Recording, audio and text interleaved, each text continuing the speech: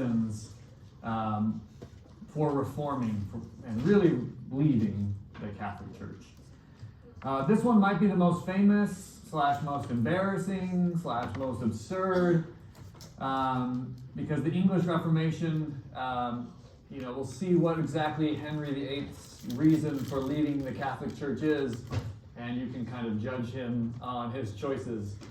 But it's hardly a principled stand, we'll say, like maybe Luther's was. Maybe Luther's was a legitimate transformation of his thinking. Henry's is not quite that. Again, maybe the thing that everybody knows is Henry is famous for having 6 wives, a couple of them being executed. And so we'll see if you think this was a legitimate reason for changing the history of the world and the English in particular. But definitely not the same reasons why Luther leaves the church. And so we call this the English Reformation. First of all, to start this, we have to go a little bit backwards into thinking why somebody like Henry makes the choices that he makes. Okay, so you have to go back into the 15th century a little bit to set the scene for why Henry might be paranoid for different reasons, and why, again, he decides to make some really drastic changes that maybe somebody else wouldn't have made. One of the reasons why is that in the 15th century, England was having another succession crisis. It's called the War of the Roses. Again, many of you may have heard of this. I've heard that it's kind of the background for like Game of Thrones, essentially. Essentially, this is the plot of Game of Thrones, but then made into, weird, and whatever the Game of Thrones, what they do in that show. But the question really is who's going to rule England? Okay, again, this happens all throughout world history and European history, that something happens, whether somebody doesn't have a legitimate heir, somebody dies too early, maybe 2 people have the same right to claim the throne. And so the question is, who is going to be the next legitimate ruler of England? And that's the question that's underlying the War of the Roses. But the 2 claimants come from the same ruling family. They're called the Plantagenets. That is the ruling family that has 2 different sides. So again, you can kind of think of these people as like, extended cousins of each other, right? 2 different branches of the same family claiming the throne. And this is where they get the title War of the Roses. Is one side of the Plantagenets were called the Lancasters, and they wore red roses to indicate that they were part of the Lancastrian family. And at the beginning of the war, they essentially have the throne. Okay, the Lancasters are the current ruling party, with King Henry VI as the King of England.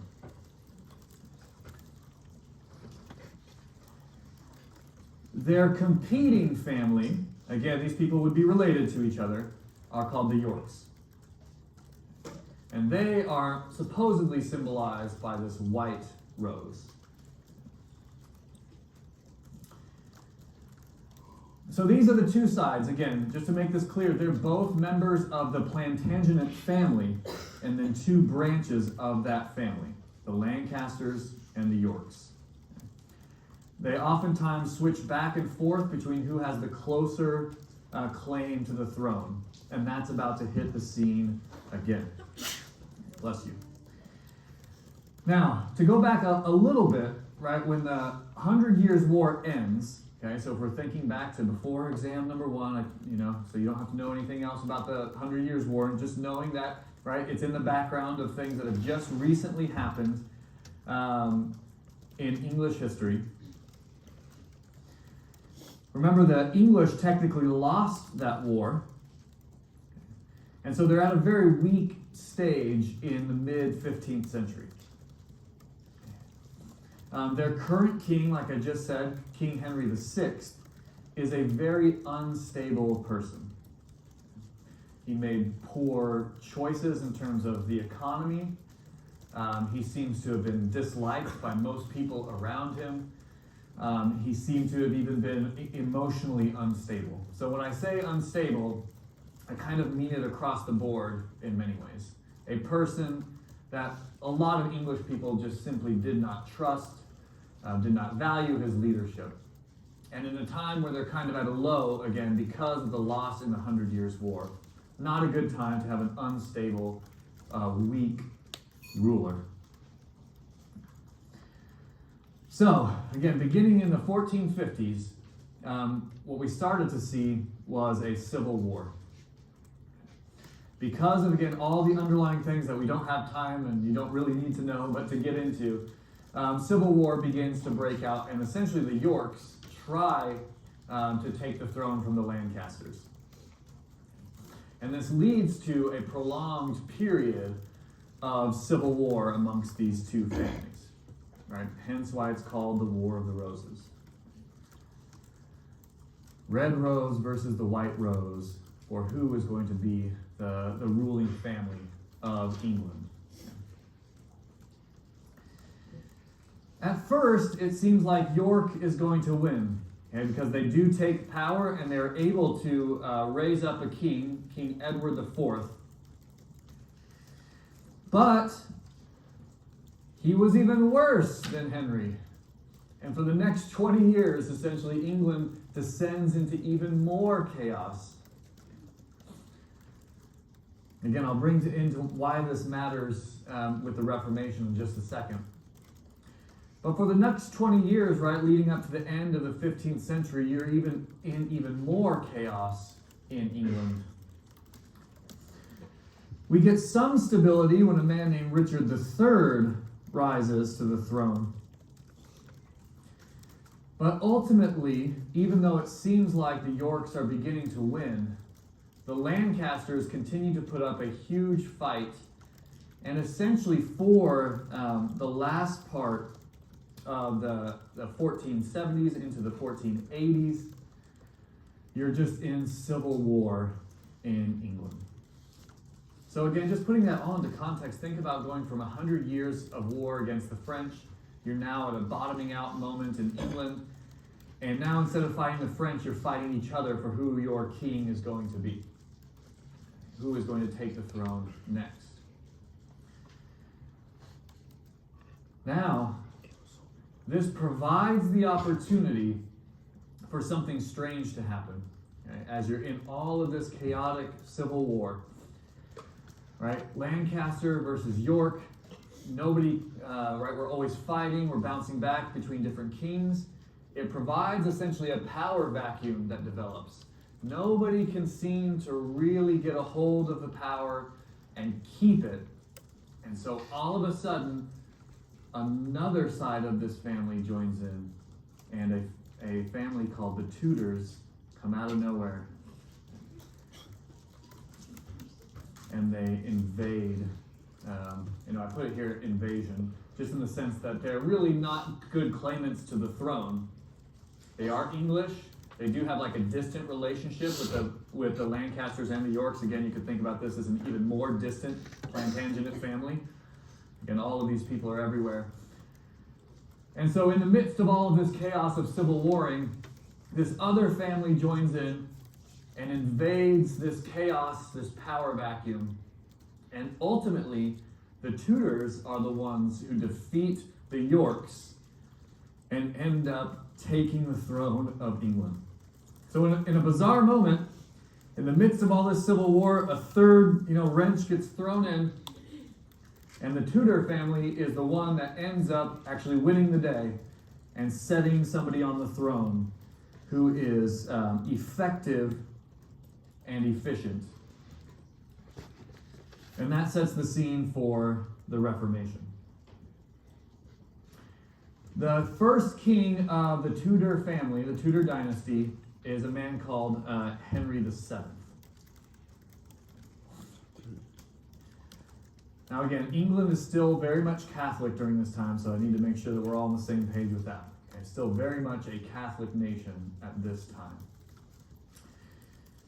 But one of the big things about this is that Henry, because he is kind of a wrench that got thrown in, he has a very weak claim to the throne of England.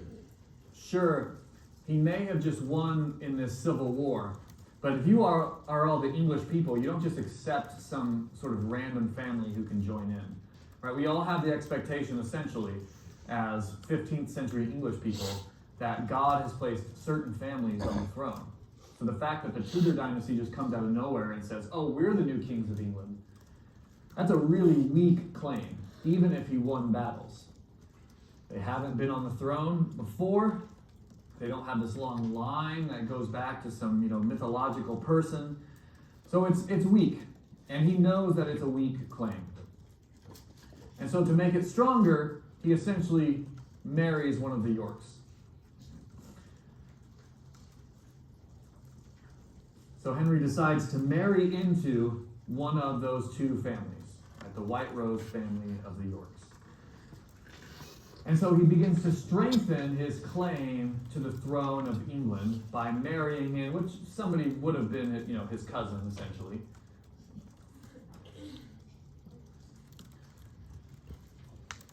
Not unheard of by any means in the Middle Ages and during this time. And he tries to fix some of the issues. He tries to bring together the Lancasters and the Yorks, right, stopping this underlying civil war. And he's somewhat able to do it, at least enough to kind of settle down some of the underlying issues. He's able, Henry VII, to maintain peace between them. So a key aspect of trying to really maintain the peace between the Lancasters and the Yorks. He's married into the Yorks, trying to bring the Lancasters to the table. He fixes some other things, like for instance, one of the aspects of the 100 Years' War and then now into the War of the Roses is that England had spent all of its money. And so one of the things that Henry had to do was to rebuild the treasury of England, and he does a pretty good job of it, levying more taxes and not spending crazy amounts of cash on fighting everybody all the time. But one of the biggest things that Henry has to ensure is that he ends up with a successor. This is what caused the War of the Roses to begin, is who should really be in charge of England. Again, this is something that happens regularly throughout the Middle Ages. Kings and queens, but primarily kings, want a male heir. So if they have 20 daughters, that can cause them a lot of stress. It's not forbidden for women to become the king or the queen of England. It's not forbidden. But it can be contested in a way that a legitimate male heir cannot be contested. So again, you can have 20 daughters who are all excellent, competent administrators and leaders. And as a king, you may still just want the one male heir, because a woman can be contested, but a male pretty much can't. So this is his problem of succession. He knows he pretty much took the throne without any legal basis, really. He knows he has to keep the peace to make sure that people don't try to, essentially overthrow him. And he needs a legitimate male successor. Otherwise, another family could easily push his family off the throne again.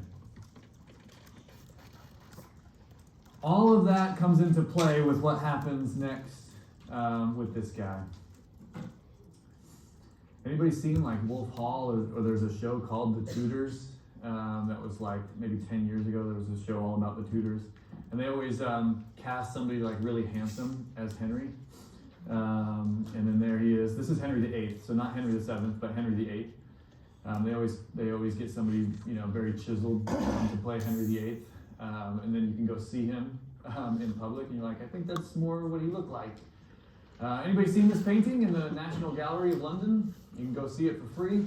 Next time you go to the National Portrait Gallery, and you can see this portrait there of Henry VIII, because this is the famous king who is going to finally break break England away from the church in the Reformation. But as we'll see, a lot of his reasons have to do with this problem of succession. It's not going to be, again, some sort of principled stance like Luther might have had. We're going to have a not quite so, moral principles going on here with Henry VIII. Now, underlying this, and again, this is a common problem as well, or maybe sometimes it happens in a good way, but Henry VIII was actually not intended to be king. He actually had an older brother named Arthur. So Henry VII had an older son called Arthur who should have become the next king of England. It's like a perfect name, right? If you think about the legends of King Arthur and the Round Table, right? You have to think underneath like these cultural things of Henry VII wants to make sure his son is a legitimate, heir. So let's name him after the legendary king of England, right? Arthur, who had the Round Table and the sword Excalibur, right? It's like a perfect name to brainwash everybody into thinking that he's going to be the next king of England, right? And then he dies. 1502, Arthur dies of, essentially a disease, right? Disease that takes people easily, often, sometimes without notice. And so all of a sudden, Henry gets a promotion. Henry is now the next person on the list to become the King of England. And obviously we know he's going to make it there. But the problem that happened when Arthur died is a geopolitical one, right? There's always things going on underneath. One of the things that Henry VII wanted Arthur to do to strengthen his claim was to marry into a European family with lots of power. It's one thing to be related to other English families, but now if you're interrelated with another powerful family in Europe, that will really strengthen your claim. And so Arthur was more or less, and we'll see this is a little complicated, married to a Spanish princess named Catherine of Aragon. There's Aragon again. So he was going to be married into another powerful family in Spain. But now that Arthur has died, all of that great, politicking has now fallen through. There's a little bit of a debate as to whether Arthur and Catherine were officially married. But we'll just pretend like they were. We'll see it comes into play in a second. But again, this is intended to unite England and Spain, right? Intended to create a solid foundation for the Tudor dynasty going forward. Right? Because let's say the Lancastrians wanted to come back at the Tudors again and fight them. Well, Arthur and Catherine, right, if this had worked out, maybe they could have appealed to the King of Aragon, right, and said, hey, can you send troops our way to fight against these usurpers, right? So or can you send us money, right, in order to recruit an army, or to build ships? And so by strengthening that, you're also essentially putting a backstop to ensure that if the Civil War begins, it's more than just the English treasury that's coming into play. You are bringing in the geopolitics, right, of the Western world into this marriage. So when Arthur dies, this all essentially falls apart. Yes, G. Sorry. Just to be fair. Yeah. So who would marry Arthur died, or Yeah, great question. Yeah. So this is for Arthur. Arthur was going to marry Catherine of Aragon. There's a debate, so we're going to pretend like yes, they did. Okay, for what's about to come. Yeah. Yeah, you'll see that Henry VIII is going to assume they got married, but the plot's about to thicken. It's about to get even more complicated and absurd in a a soap opera type of way in a second. Yeah. So ask more questions. This was intended for Arthur to marry Catherine, but then Arthur dies. Yeah. So then what's going to happen with Catherine now? That's the question. Sadly, there are very little that Catherine can do, in order to change her own fate in this instance. And so, in order to keep this alliance going, the thought is, well, she was supposed to marry Arthur, but Arthur's dead. Let's just have Henry and Catherine get married. That is Henry VIII. Just let's keep it going. We'll just flip out, right? The older brother for the younger brother, and we'll keep this going. Why not?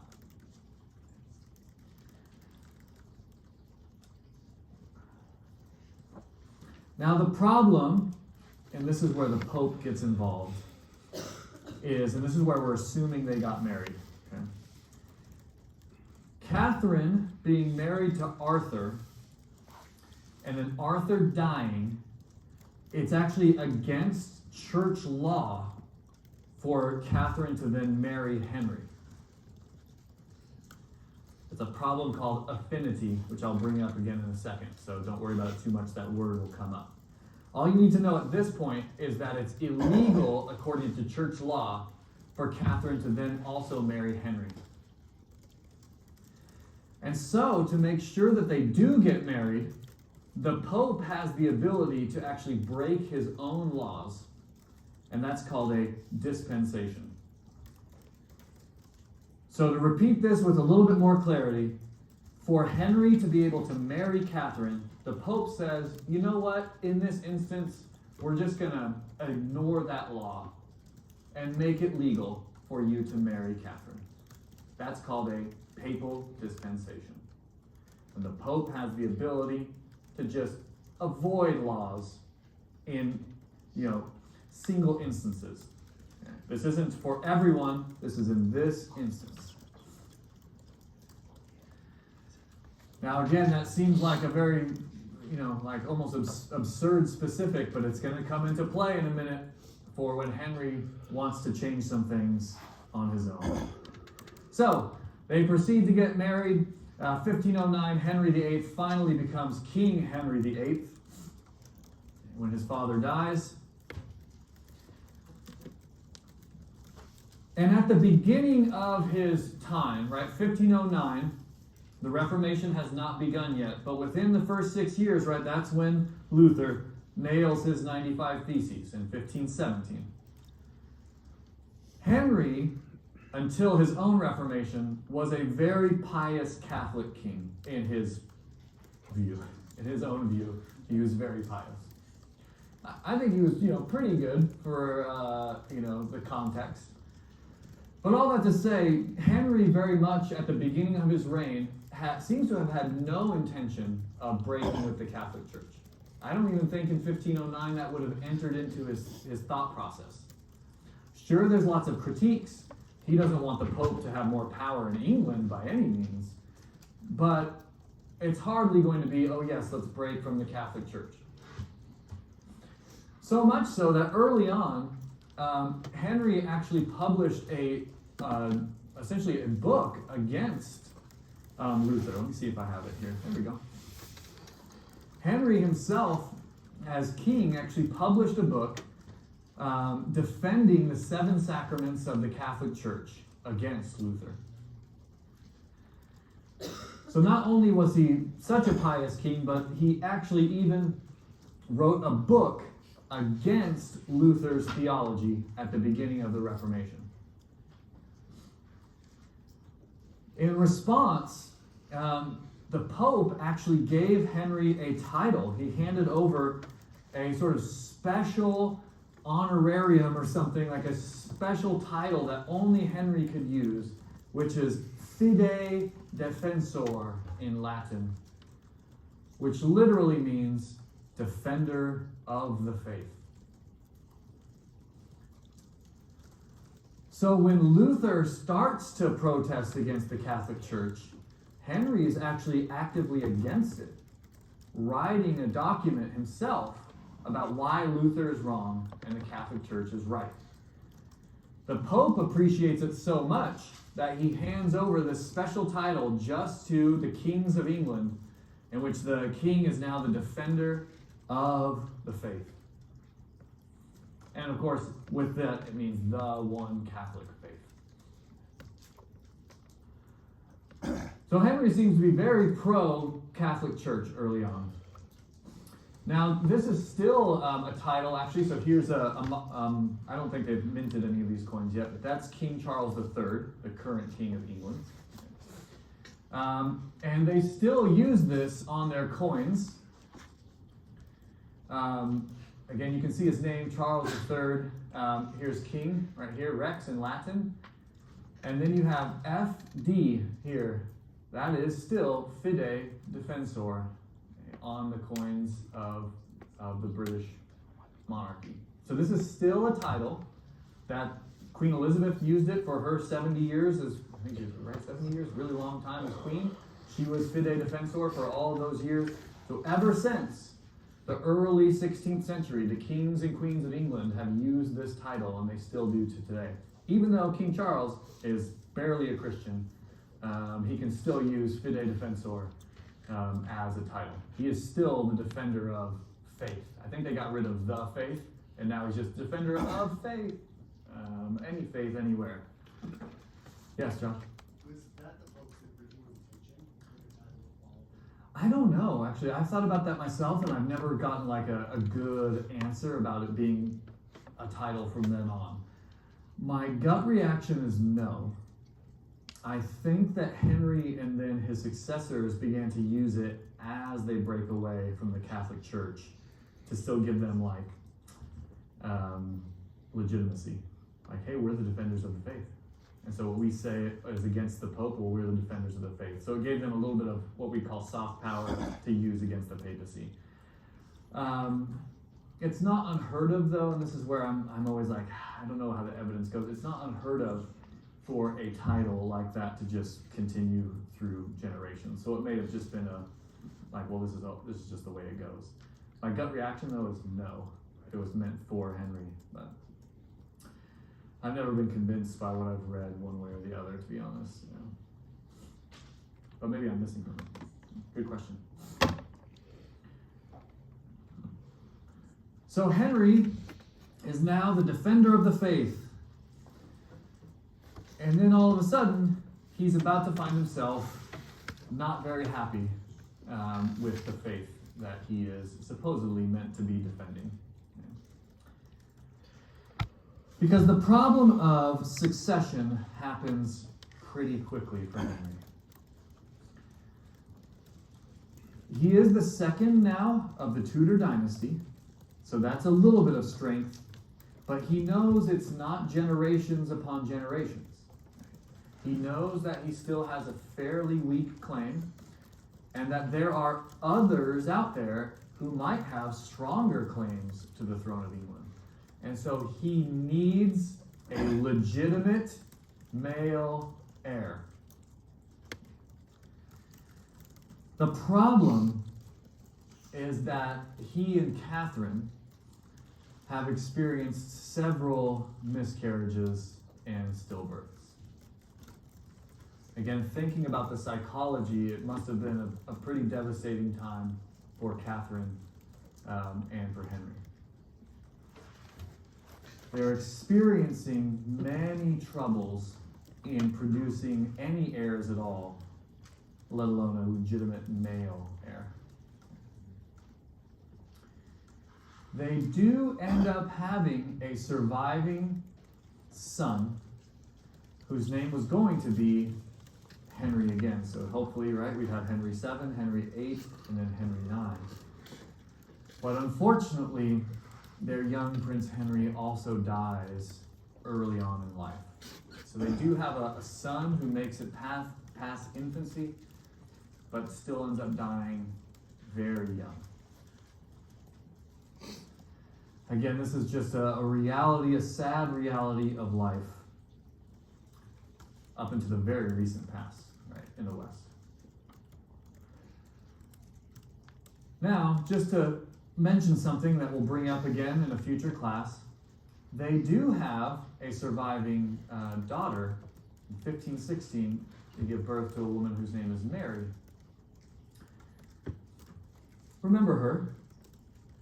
She will come into play soon. But just putting that in there, Mary Tudor is born in 1516. She will come back with very literally a vengeance very soon. The problem, though, is again, women can be contested. So I just put it in here as Henry seems to get very stressed out at this point.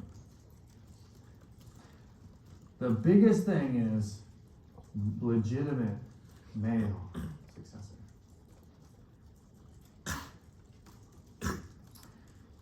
Now, in one instance in which I would say that Henry was not particularly pious is that it's widely known that he had many mistresses. And so he may have male heirs who are illegitimate. Right? So that's why we need that word legitimate. It needs to be a son from his legitimate wife. He can give all sorts of things to his illegitimate children. He can give them titles, he can give them money, he can give them prestige. They cannot take the throne. If they tried, they would be widely contested by other families. So he needs a legitimate male successor.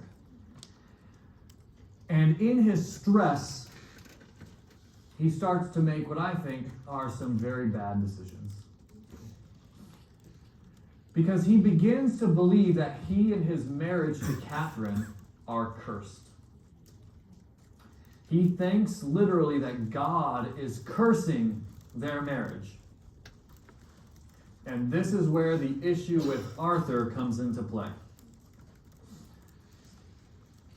The one whom Catherine was originally married, the one that the Pope had to give a dispensation to allow her to marry Henry.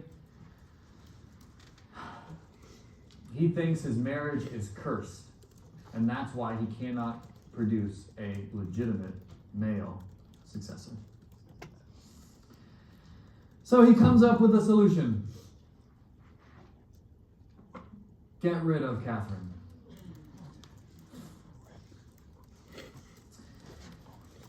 He wanted to do something which was, again, common enough, not so common as to happen regularly, but he wanted to do something that's called an annulment. Anybody know what an annulment of a marriage is? Yes, Anastasia. It's basically like different from a divorce because you have to go through certain things very early on. Yeah. So nowadays, an annulment has to happen relatively quickly. Yep.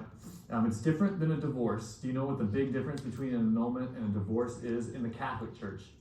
Not in the Yeah. Okay. That's this one that matters. Yeah, Derek, go ahead. Yes, an annulment means the marriage was never legitimate. A divorce is a breaking up of a legitimate marriage, which is forbidden in the Catholic Church except for rare cases. An annulment is the idea that this marriage was never legitimate. Hence the null, right? Think about null as in zeroing out. Like this was never allowed.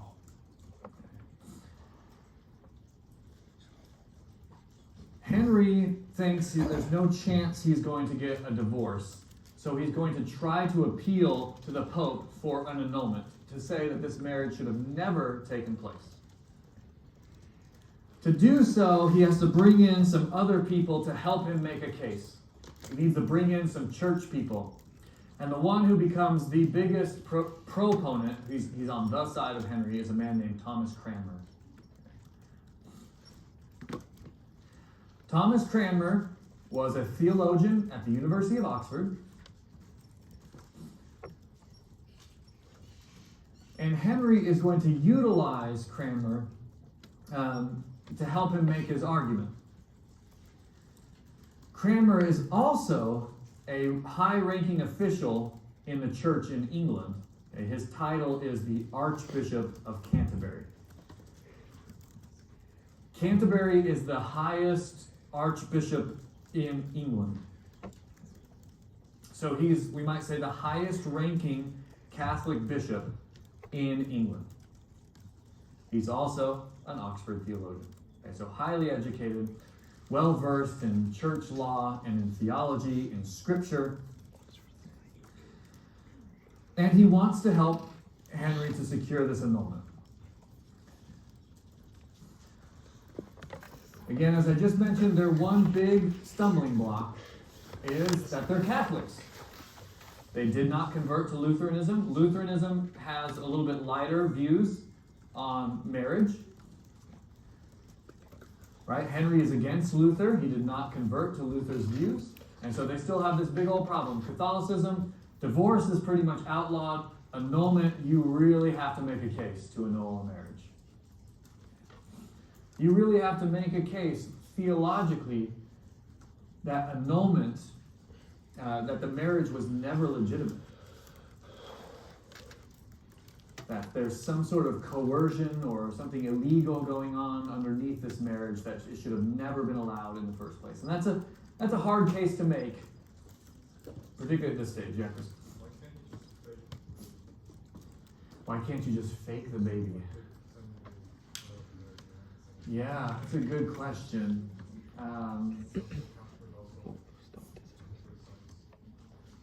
Sorry, say that last part again? Yeah, pretending that somebody else would be your child, yeah, that would be very looked down upon in the Catholic Church for sure. Yeah. It's, yeah. It would still be relatively hard. You'd have to trick the whole bureaucracy into being like, why wasn't Catherine pregnant for the last 9 months? Like, you'd have to hide a pregnancy. You know, you'd have to have really, really loyal, bureaucrats to say, oh yeah, no, we're just keeping her away because she's sick for 9 straight months. Nobody can see her, and then all of a sudden the baby. And then where are you getting that baby from? You have to have a mistress or somebody else who also keeps that a secret. I wouldn't doubt if it crossed their minds, but then it would be a little bit, it starts to be complicated relatively quickly. Yeah. Maybe even for Henry, maybe even that was crossing the line somehow. Yeah. He's willing to cross lots of lines, but maybe that one was too far. Yeah. Not a bad idea, though, I guess. Maybe better than what he comes up with. Cranmer and Henry then decide that we need to make a few arguments to the Pope. Here's where that word I just mentioned a few minutes ago comes back in. Argument number 1 for annulment. Henry should have never been allowed to marry Catherine because they were too close by blood through something called affinity.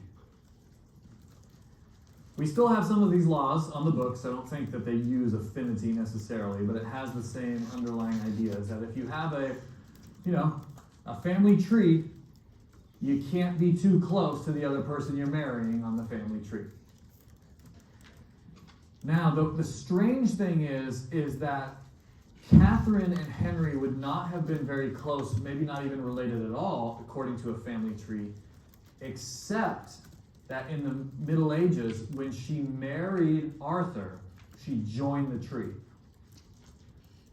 So even though they may not actually be related by blood, because she married Arthur, legally she's in the tree and she's too close to Henry on her family tree. Does that make sense? But they can't just say that because this is a religious argument. So they said, well, why don't we go see what the Bible has to say? And according to them, in the book of Leviticus, it says this: if a man takes his brother's wife, it is impurity. He has uncovered his brother's nakedness, they shall be childless. That's the big line, right? If Henry already thinks he's cursed, and then he can point directly to Leviticus that says, if I marry my brother's wife, I will be childless. It's not a hard connection to make if you're looking for connections, yeah? If you're already looking for it, you're like, oh, perfect. Connect the dots. So argument number one, affinity. She's too close by marriage.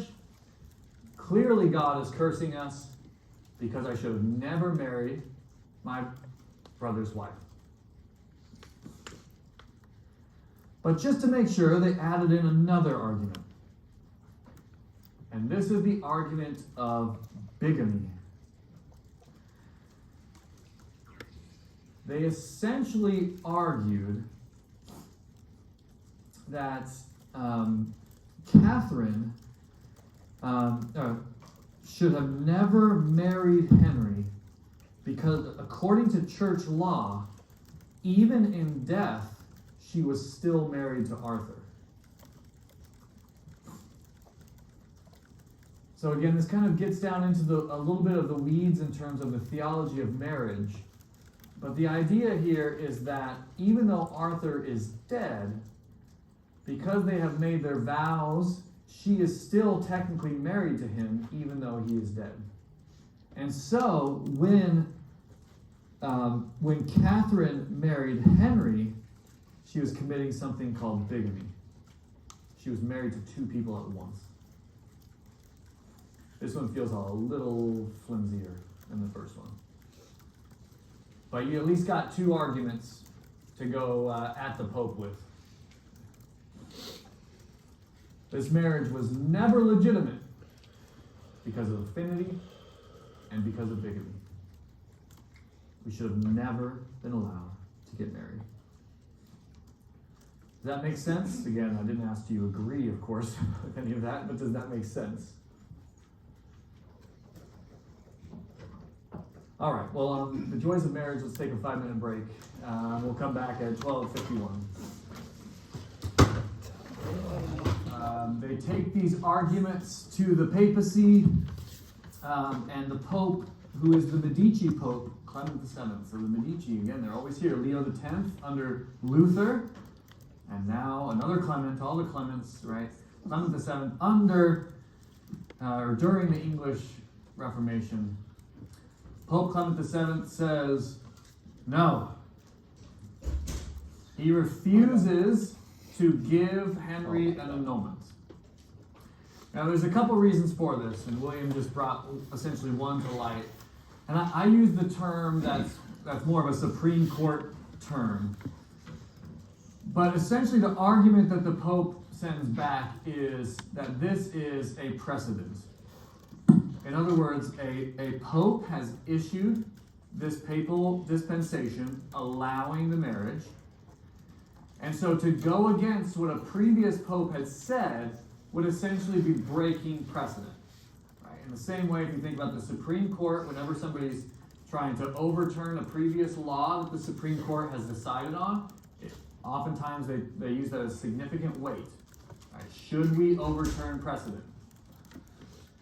That's essentially what the Pope has to wade through here as well. Because remember, at the same time that this is happening, Luther has broken away from the church. So this is not a simple thing like the past where, like, let's just burn them all at the stake or something like that. People have a legitimate option to break away from the church now that Luther's there. Luther's already undermining the power of the Pope. So for the Pope to say, oh yeah, you're right, one of my predecessors was wrong, not going to happen in this context. That's just providing more opportunities for Protestants to break away constantly. So that's one side. The geopolitics are too complicated for the Pope to say, oh yeah, that previous Pope, he was wrong, you're right, we shouldn't have allowed this. It's just not going to happen at this point. Probably the more significant thing is that Catherine's nephew is, at this time, the Emperor of the Holy Roman Empire. So let me say that again. Catherine's nephew is currently the Emperor of the Holy Roman Empire. Oh, and guess what? He's currently occupying the Papal States. So Charles V, the Emperor of the Holy Roman Empire, is currently in another fight with the papacy. Oh my goodness, it never ends. And Henry is asking, hey, can we annul the marriage of the emperor's, aunt? That'll be okay, right? And the Pope is going to say, never in a million years. Right? He's going to bring on even more wrath from Charles V, and he's already in a tight spot. So there's no way that he is going to antagonize the Holy Roman Emperor by annulling the marriage between his aunt and the King of England. That's just not going to happen. At this point, the Holy Roman Empire might be at its more or less height during our period. Charles V controls a humongous amount of Europe through marriage, like huge swaths through essentially inheriting all of this land across, his various marriages of his parents, and then he inherited a whole bunch of stuff. So Charles V might be like the most powerful of the Holy Roman emperors during our class period. And so there's no chance that the Pope is going to say yes at this point. And so they think, okay, well, let's take a different strategy then. If the Pope's going to say no, let's go back into English law and whittle away at the Pope's power in England. So now they're going to start using the Reformation against the Pope and bring in English law to kick out the Pope's power in England. The biggest thing that they point to brings us back to an early point in this class, which is the growth of this idea of sovereignty amongst kings. Right? That kings during this period are really trying to say, look, this is my land, I am in charge of it. Whomever is here is under me as their king. One subset of that in England is this, again, Latin term called praemunire. Praemunire, which essentially means, this is coming back, this is like a 200-year-old law. Like they really dig through the laws of England, like trying to find one that will fit what's going on. And essentially, Henry and Cranmer essentially start to say, hey, we have a law that's very ancient that essentially says that the Pope and anyone who is loyal to the Pope over the king essentially can be arrested. So they have this law, again, coming from the 1300s that essentially says the king, let me put it the other way, that the king is the highest power in the land. And so the Pope has no jurisdiction above what the king wants. If the king wants an annulment or if he wants a divorce, he should be allowed to do it because this is his land. He is sovereign over it. And the Pope cannot overrule something happening in English soil, on English soil, if the king desires it. So again, it's kind of coupled with this bigger view that, hey, kings are saying, this is my land, I'm in charge of it. And it just so happened they had a great law from a couple hundred years earlier that fit this problem specifically. The Pope might have said no, but I say yes. And in England, I'm the king. So what I say goes. Cranmer is not just a theologian, but the Archbishop of Canterbury. So you have the king and the highest religious bishop in England now on the same page. Cranmer has to kind of do something which might have hurt his conscience a little bit, but maybe not a lot, which is to essentially say, yes, I'll follow the king as opposed to the Pope. In other words, he has to agree with King Henry that in England, Henry is the highest power, not the Pope, but he seems to be okay with that, mostly. And so, by issuing this decree that the king is the highest in the land, solidifying that with the Archbishop of Canterbury saying, yes, I agree, boom, they annul the marriage immediately. And now, Henry is no longer married to Catherine of Aragon. Now, it just so happens that he had quote-unquote fallen in love This is where all the principles get thrown out the window. He had supposedly fallen in love with a woman named Anne Boleyn, who he immediately marries. You might have heard of Anne. This is where everything I just talked about, scholars think, wait a second, was this all just a ploy for Henry to marry the woman that he actually loved underneath all of this? Because even more so, it just so happens to work out perfectly that, oh, Anne's also pregnant. So this is where, again, all the great arguments, the deep theology, oh yes, the piety, you're such a pious man. It turns out that underneath all of this, he was in love with one of his maidens named Anne Boleyn, and she was probably pregnant while he was still working through his annulment. But don't worry, this is where Chris, your comment, like, oh, she just happened to immediately become pregnant once they got married, right? Immediately after his annulment, right? So annulment, marriage, oh, and then guess what? Anne's pregnant. But she was probably pregnant before that, right? So you have this whole thing, the mistress whom I love is now pregnant. I need to marry her so that if she has a boy, legitimate male heir. So scholars always wonder, was Henry just, and then you can add in some word that I can't say without getting fired.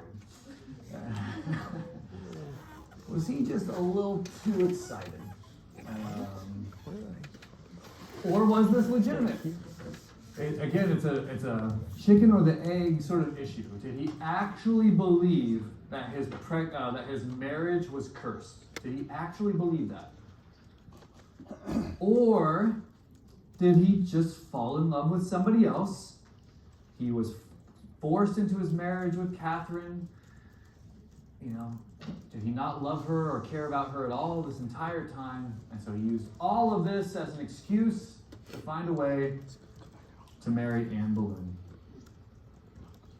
Don't know. Scholars argue about it in books upon books upon books upon books. What in the world is going on with Henry? Okay. Well, the Pope responds by excommunicating Henry from the church. Right? Kicking him out of the church, and remember, since the Great Schism, essentially, right, the things leading up to the Great Schism, when Philip IV said, hey, guess what? If you're outside the church, you're outside of salvation. Essentially, this is the Pope's card that he can always play, that nobody else can play. You're out of the church, you're going to hell. The problem for the Pope is that Luther has proved that people don't care that much anymore. Or, let me put it in a different way. Luther has proved that people are willing to break from the church and join a different one. Right? And so you're living in a post-Luther world where that card now doesn't carry as much weight. You have Luther and others that we'll talk about who are saying the Pope doesn't have this type of power. The Pope can't decide this. You are not justified, right, by good works or by indulgences. You are justified by faith. So as long as you remain faithful to God, the Pope can't decide whether you're going to go to heaven or hell. And so, in 1534, we're finally giving you another date. In 1534, King Henry just makes it official. He declares the acts of supremacy, which officially breaks his church from the church, from the Catholic Church. So in 1534, he officially breaks away from the Catholic Church, right? In response to his excommunication, he essentially says, well, okay, bye. And in 1534, declares the acts of supremacy in England. This declared an official split from the Catholic Church. They are no longer going to be members of the Pope's church. And now declared, essentially, if you've ever heard of, in America, we still have this denomination. In America, it's called the Episcopalian Church. So if you've ever heard of the Episcopalians, this is the Church of England in America. But last week we talked about there's a new denomination called Lutheranism, right? After Luther is officially declared a heretic. Now, the next decade later, we have a third option, the Church of England. The Church of England.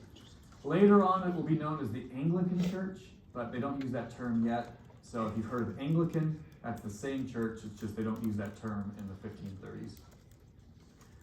So you now have three denominations. So for 1,500 years, Christianity was one religion. In 20 years, it has split into three: Catholicism, Lutheranism, Church of England. And we're going to talk about some more in the coming days. And guess who's in charge of this church? Whomever is sovereign. So, the king in the acts of supremacy hands over a new title to himself. He gives himself a promotion. And now the king or the queen, because we'll see that there are queens that are immediately going to come, is now referred to as the supreme head of the Church of England. Supreme head of the Church of England. This is essentially making it clear what he had done earlier, which is, in my realm, I'm the highest. And so now in terms of the church, he becomes the supreme head. It's a little bit of a ceremonial position, like he's not going to be doing the normal stuff of a priest, right? He's not going to be administering the sacraments. He's not going to be doing pastoral care. He's not going to be doing a bunch of theology. So it's a little bit of a ceremonial position. And so then the de facto head, in other words, the person who's now going to be really in charge of the church in England, the highest ranking member, is going to be the Archbishop of Canterbury. So again, just to make that clear, the king is technically the highest member of the church, but he's got so many other duties and is not ordained, so it's really more of a ceremonial position. The actual head of the church, the one who's going to be doing all of the deep work of running the church, is the Archbishop of Canterbury, which would be Thomas Cranmer at this point, yeah. But it's just like from now on, for the rest of eternity. And that's the way it still is. Currently, King Charles III of England is the supreme governor of the Church of England. They changed that word slightly. And there's nobody in this position because the Archbishop just resigned like last month. But there is still an Archbishop of Canterbury in England who is the head of the Church of England worldwide. But right now that job is currently vacant. So we'll see who they choose. Yes, Steve? Yeah.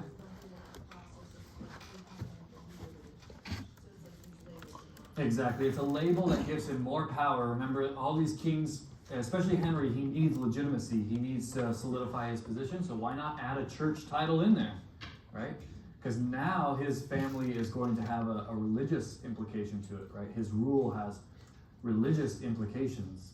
And even though they're breaking away from the Catholic Church, everyday people are still extremely religious, right? It's not like people are moving into being not religious all of a sudden. Everybody's still super religious. They just all now, by law, have to become Church of England. And the Church of England is oftentimes viewed as, in many ways, a middle way Protestantism. It fits somewhere in between kind of the radical side of Luther, the radical side of a guy called John Calvin, who we'll talk about soon, and then the traditional side of Roman Catholicism. It kind of sits right in the middle.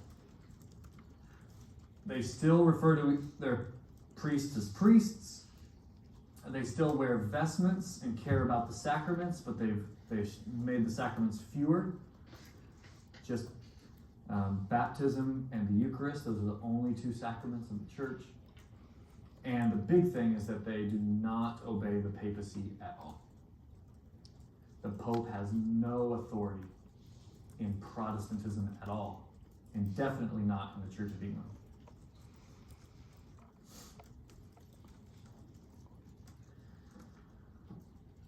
So finally he's done it. He's so excited. Can't believe it. He's pumped. Anne's finally going to give birth. Can't wait. Who does she give birth to? A girl. What's her name? She's super famous. No, not Mary. We just talked about, sorry, what we said? Elizabeth I. Now, so in other words, Anne gives birth to another girl. Oh, Henry still no legitimate male heir. He's got 2 daughters now. Mary Tudor from Catherine, and now Elizabeth from Anne.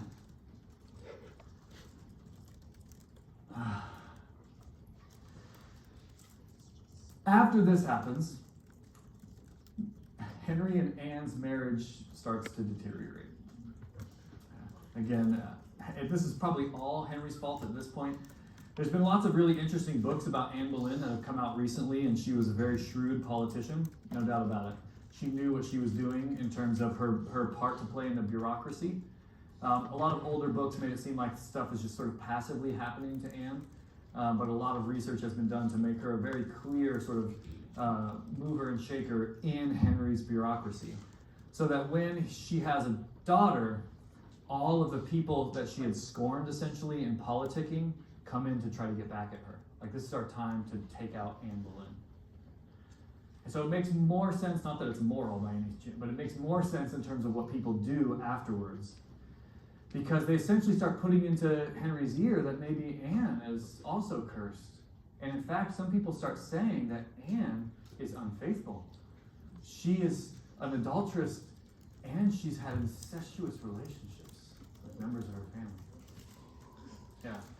That's where it's like, I think people are lying about the incest part. I think most scholars think, again, these are kind of the lies that people are trying to get back at Anne Boleyn with. The adultery thing may not be a lie, but the incest, that might be a little intense. But regardless, Henry starts to believe it. The evidence seems kind of overwhelming. And so, Anne is beheaded at the Tower of London. Yeah, we weren't ready for that. Hell yeah. Anybody been to the Tower of London? Go there and see the crown jewels and see the beef eaters and all this sort of fun stuff. And that's where Anne Boleyn was beheaded. Right there in the middle of London. Hedgehog rock, bro. Don't worry, he's ready. Because then Henry marries his 3rd wife, Jane Seymour. And finally, she gives birth to a boy who survives, named Edward. Yes, Isabel. What's happening to the kids? All Yes, great question, yeah. So Mary, they're both fine. Mary and Elizabeth are both fine. He doesn't do anything like crazy. He doesn't kill his children or anything like that. They're both kind of sent off to live in other places of England, which is pretty normal.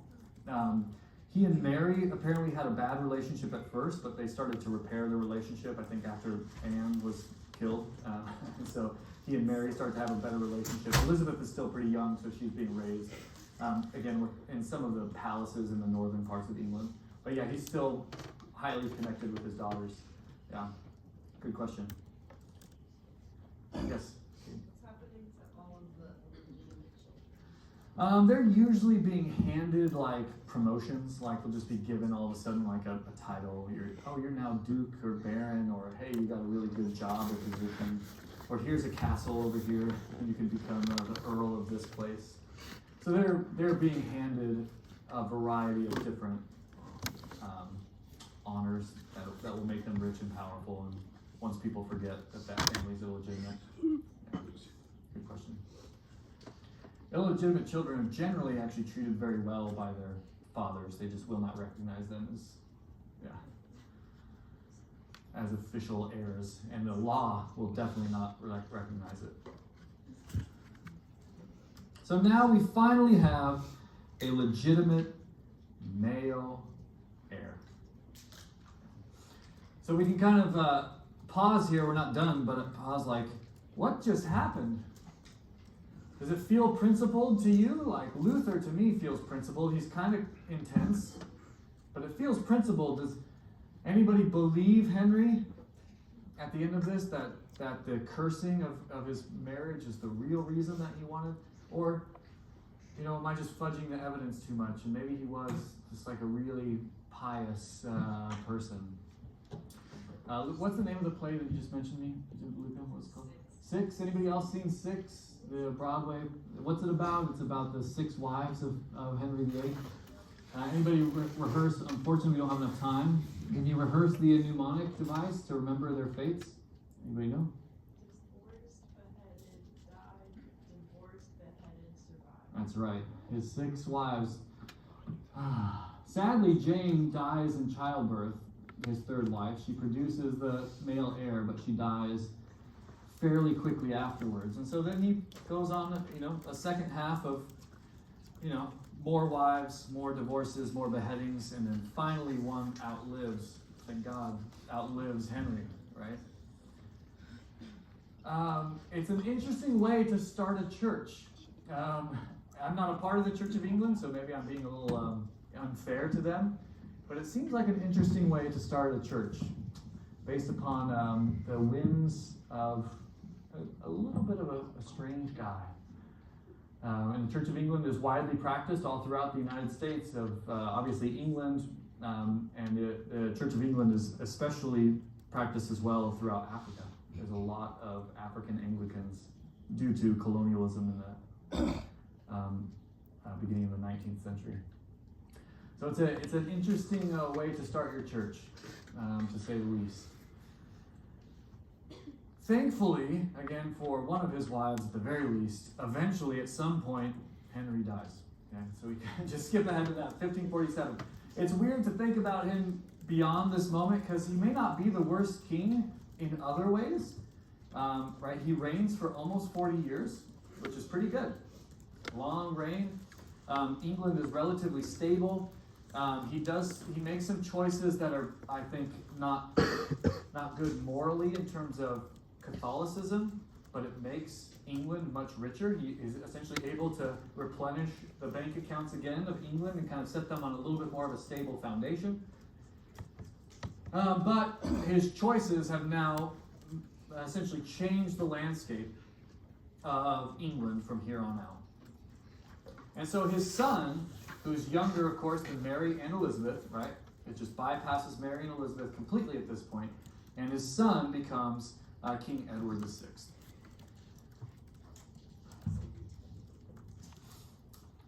He began to reign even younger, at the age of 9. Yeah. So again, you bypass Mary, right, who would now be, 31? I'm bad at math, but I guess right. Elizabeth, who's older, and it's like, yes, go to that child instead, right? And so that's the reality of the law. It's a stronger claim to go to the 9-year-old Edward than to go to the 31-year-old Mary, strictly because Mary could be contested. She can become queen, but she could be contested, where Edward is not going to be contested. And so he becomes king at the ripe old age of 9. Yeah. Sorry, does he then have like advisors and stuff? Yes. Okay. Yeah. Edward, as you can see, I don't know if you did the math, he's only going to survive until the age of 15. So he never becomes an independent king. Usually you have to wait until you are 18 before you essentially can rule on your own. So there's usually some sort of regent. What we call here is a protectorate. This is what shifts England to being more Protestant. Henry, right, he believed himself to be a strong, pious Catholic, right? He had written against Luther. His Church of England was just going to push the Pope out, push out the power of the papacy with some other reforms, but he wasn't going to change things drastically. He believed in the theology of the church, but not the power of the papacy. Edward's rulers, the people ruling for him, are not that way. The protectorate over Edward are strongly Protestant, and they want to move England closer to Luther than Henry would have ever done. They want to keep reforming and to ensure that England becomes a strong Protestant nation and does not accidentally lapse back into Catholicism. And so this is really substantial for England because of how much his rulership is viewed as strongly Protestant. Again, he's not making any of these choices. But even like just the imagery. So here is a painting of, that's obviously, or maybe not obviously, but probably made up in terms of what's happening. But this is supposed to be Henry's deathbed moment. Okay, so there you have King Henry VIII up there in bed. Okay. As he's dying, you can see his left hand points over, and who's he pointing to? Yeah, there's Edward. Okay, so it's a not so subtle, like, that's my heir, right? That's who's coming next. And here's Edward looking nice and regal, looking like the proper king, even though his father is still alive. He's ready. He's got the power, the throne, the guard. He is ready to become king. Here's his advisors, who are all, excellent and pious people themselves. Look, they're ready just to support Edward at any time. And then, what's going on here? Who's this guy? That's not the Archbishop, but that's the Pope. That's right, the Pope. You can only really tell because the Pope always has this beehive crown. The papal tiara looks like a beehive on his head, yeah.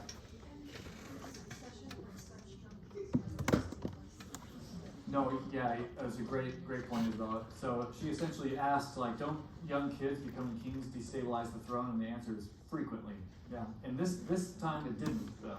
And it's probably because of the strength of his advisors. Yeah, the strength of his advisors. Yeah, they would have said them, like kids on the throne for sure. But it's not so uncommon, it happens regularly enough.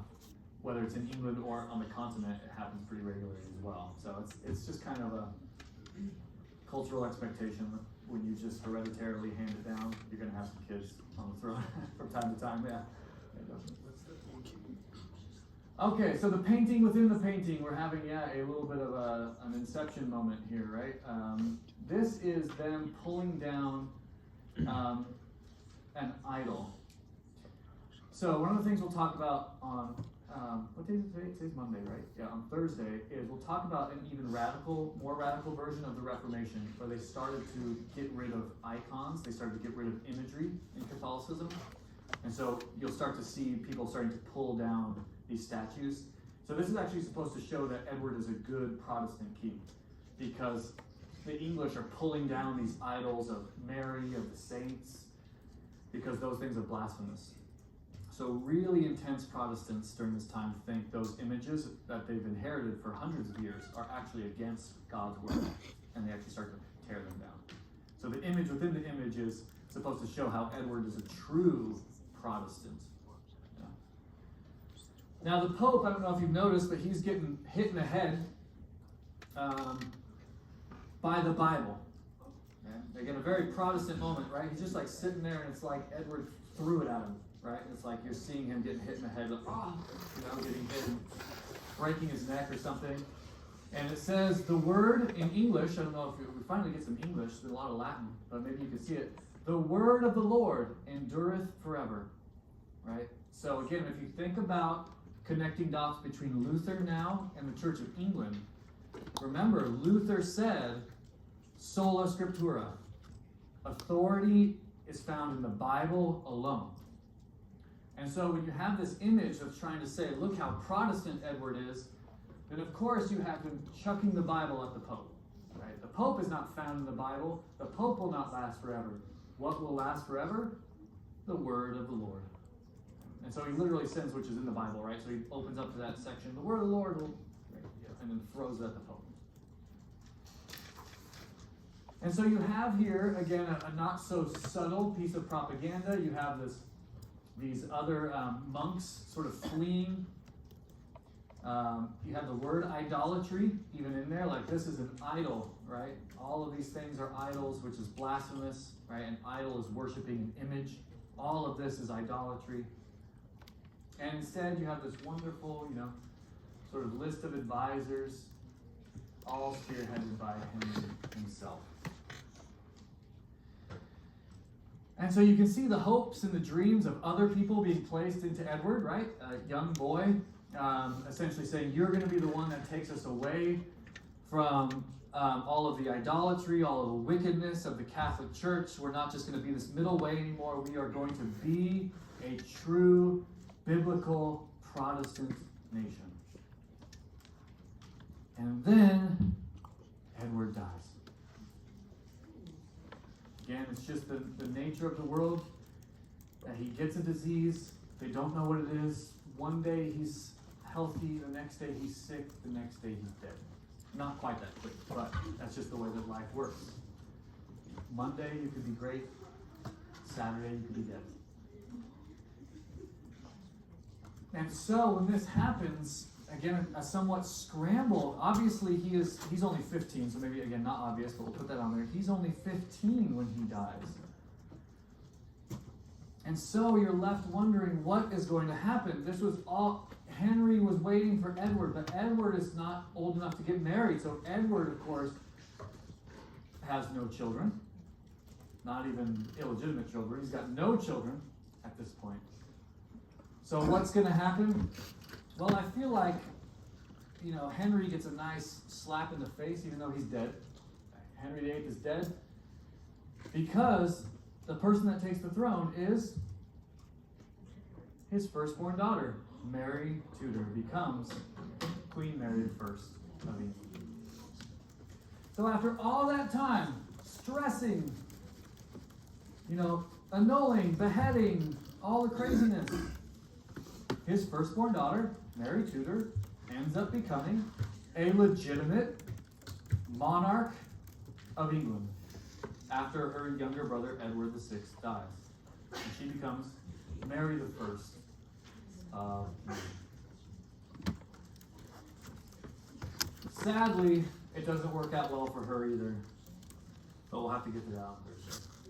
So that's where we'll end for today. Begin on Thursday. Stick around if you have questions.